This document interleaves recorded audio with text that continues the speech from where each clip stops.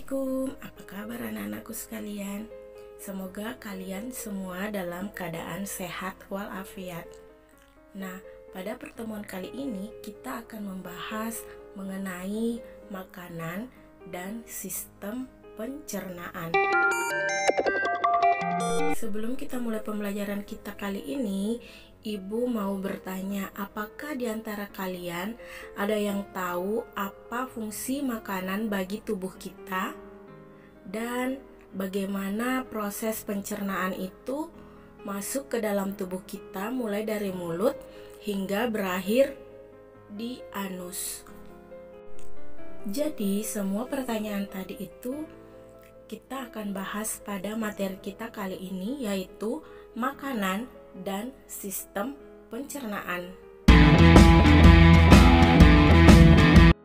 Di antara kalian pasti sudah ada yang tahu syarat makanan yang baik itu seperti apa.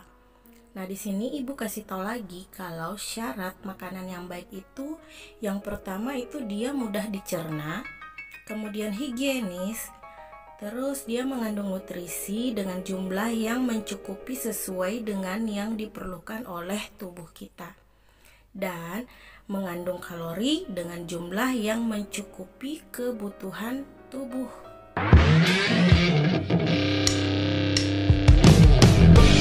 Selanjutnya, fungsi utama makanan yang akan masuk ke dalam tubuh kita itu kita harus tahu dulu sumber energinya itu dari mana.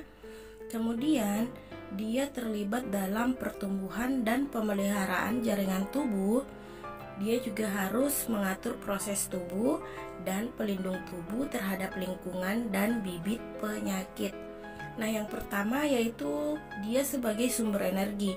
Nah, sumber energi itu dia berasal dari makanan yang mengandung lemak, protein, dan karbohidrat.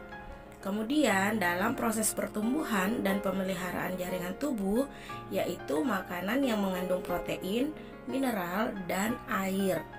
Dan yang mengatur proses tubuh yaitu makanan yang mengandung protein, mineral, air, dan vitamin.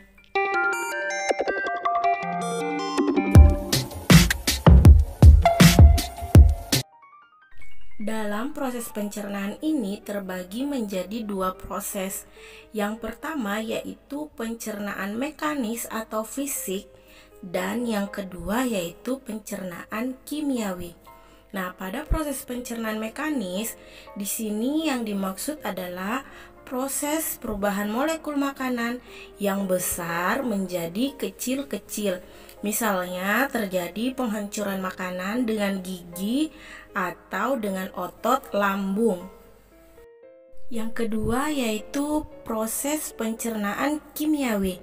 Proses ini merupakan proses perubahan molekul-molekul dari bahan organik yang ada di dalam makanan kita ini dari bentuk yang kompleks akan diubah menjadi molekul yang lebih sederhana dengan bantuan enzim.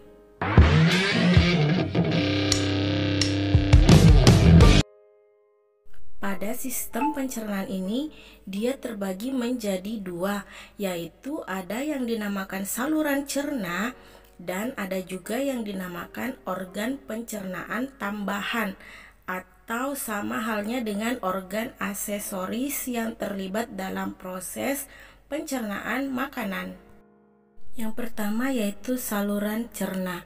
Jadi, pada saluran cerna yang terlibat di sini yaitu mulut, tenggorokan atau faring, kemudian kerongkongan atau esofagus, ventriculus, intestinum minor, intestinum mayor, rektum, dan anus. Nah, selanjutnya pada organ pencernaan tambahan, di sini yang terlibat yaitu gigi, lidah, kelenjar ludah, kantung empedu, hati, dan pankreas. Kita akan bahas satu persatu saluran cerna dimulai dari bagian rongga mulut. Nah, pada rongga mulut ini kita bagi menjadi dua, yaitu bagian luar dan bagian dalam. Pada bagian luar yang sempit atau vestibula terdiri dari ruang antar gusi, gigi, bibir, dan pipi. Sementara pada bagian dalam ini dilapisi oleh selaput lendir yang dibatasi oleh tulang maksilaris, palatum, dan mandibularis di sebelah belakang bersambung dengan faring. Di dalam rongga mulut ini, pencernaan terbagi menjadi dua, yaitu mekanik dan kimiawi. Nah, pada pencernaan mekanik inilah terjadi yang namanya pencampuran makanan dengan air ludah sehingga membentuk bolus atau bola-bola kecil. Nah, sementara pada pencernaan kimiawi ini, di sini akan terjadi proses pemecahan zat pati atau amilum oleh pitialin atau amilase menjadi maltosa.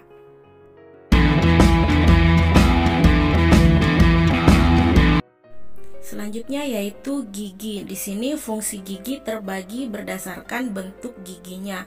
Nah, di sini gigi seri itu dia yang memotong dan menggigit makanan. Terus gigi taring dia yang memutuskan atau merobek makanan yang keras dan liat. Dan gigi geraham berfungsi untuk mengunyah atau menggiling makanan yang sudah dipotong-potong. Selanjutnya lidah. Lidah terdiri dari otot serat lintang atau otot lurik. Nah, otot lurik ini dilapisi oleh selaput lendir. Nah, pada otot lurik ini dia merupakan otot sadar dapat digerakkan ke seluruh arah. Nah, kemudian lidah terbagi menjadi 3 bagian, yaitu pangkal lidah, punggung lidah, dan ujung lidah. Pada pangkal lidah terdapat epiglotis yang berfungsi menutup jalan nafas pada saat kita menelan. Dan kalau pada punggung lidah ini terdapat di ujung saraf pengecap. Fungsi lidah ini dia yang mengaduk makanan, membentuk suara sebagai alat pengecap dan menelan serta merasakan makanan. Bagian selanjutnya yaitu kelenjar ludah. Nah, kelenjar ludah ini terbagi menjadi 3, yaitu kelenjar parotis, kelenjar sublingualis, dan kelenjar submandibularis. Nah, pada kelenjar parotis ini dia terletak di sebelah bawah depan daun telinga di antara otot processus mastoid kiri dan kanan dengan kulit pipi. Nah, cairan ludah hasil sekresi ini dikeluarkan melalui ductus atau stensen ke dalam rongga mulut. Kelenjar sublingualis ini dia terletak di bawah lidah, kemudian salurannya itu menuju lantai rongga mulut. Selanjutnya kelenjar submandibularis dia terletak lebih ke belakang dan ke samping dari kelenjar sublingual. Nah, salurannya itu menuju lantai rongga mulut. Jadi, semua kelenjar ludah ini menghasilkan air ludah atau saliva untuk membasahi rongga mulut dan makanan.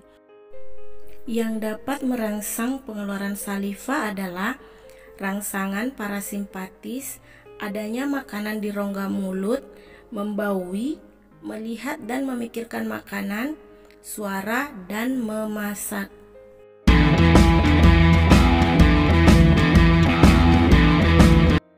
Faring. Faring merupakan organ yang menghubungkan rongga mulut dengan kerongkongan atau esofagus yang panjangnya kurang lebih 7 cm. Pada faring ini terbagi menjadi 3. Yang pertama yaitu nasofaring, yaitu bagian superior atau bagian yang sama tinggi dengan hidung. Yang kedua yaitu orofaring. Ini merupakan bagian media, bagian yang sama tinggi dengan mulut. Dan terdapat amandel atau tonsil di dinding lateral. Kemudian ada laryngofaring, bagian inferior, bagian yang sama tinggi dengan laring. Esofagus. Esofagus ini dari mulut makanan menuju ke esofagus atau kerongkongan. Nah, pada kerongkongan berupa tabung otot yang panjangnya sekitar 25 cm. Terdiri dari sepertiga otot lurik dan 2/3 otot polos. Oleh karenanya itu, ototnya tersusun secara memanjang dan melingkar. Maka jika terjadi kontraksi secara bergantian akan terjadi gerakan peristaltik. Nah, gerakan ini yang akan mendorong makanan menuju ke lambung.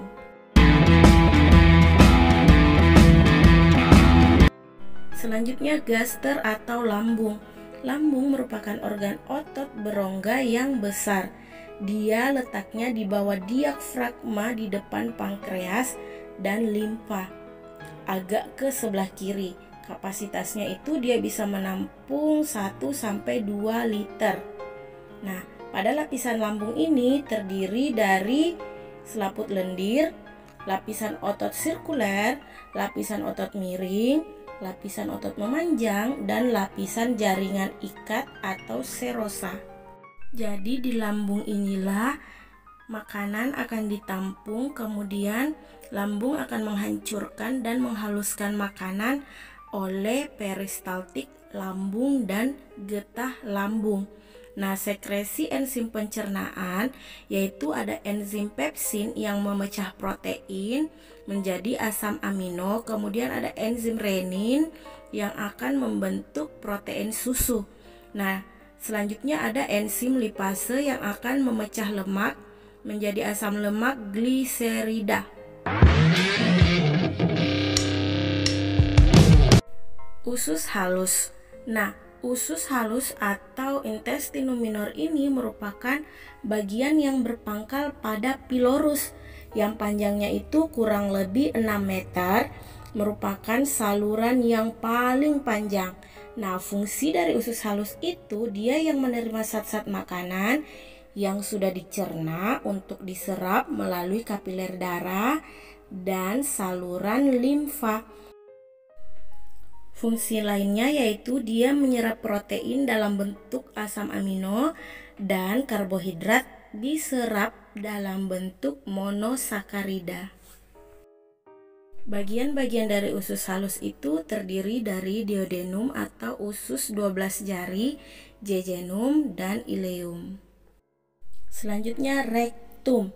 Rektum merupakan sebuah ruangan yang berawal dari ujung usus besar dan berakhir di anus. Organ ini berfungsi sebagai tempat penyimpanan sementara feses.